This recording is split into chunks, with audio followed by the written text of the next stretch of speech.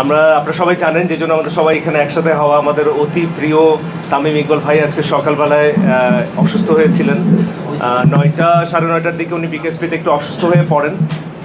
ওই অবস্থায় ওনাকে এখানে নিয়ে আসা হয়। যখন এখানে নিয়ে আসা হয়, ওনার চিকিৎসা শুরু হয়। পরবর্তীতে আসলে উনি আমরা চিন্তা করি যে আসলে ঢাকা নিয়ে যাওয়া যাবে কিনা। তো বিভিন্ন কারণে আসলে ঢাকা নিয়ে যাওয়া যায়নি, সেই ডিটেলস আসলে অপ্রয়োজনীয়। পরবর্তীতে ওনার অবস্থাটা বেশ ক্রিটিক্যাল হয়ে যায়। এই ক্রিটিক্যাল কন্ডিশনেই আমাদের কাছে আবার আসেন, এবং ওনার ওই ক্রিটিক্যাল কন্ডিশন থেকে যতগুলো চিকিৎসা প্রয়োজন সব কিছু করা হয়েছে, এবং আল্লাহর রহমতে যে কন্ডিশনটা আসলে অনুকূলে আছে। এবং ওনাকে আমরা বলি যে ওনার একটা হার্ট অ্যাটাক হয়েছে। এইটার জন্য একটা এনজিওপ্লাস্টি এবং একটা স্টেন্ট করা হয়েছে।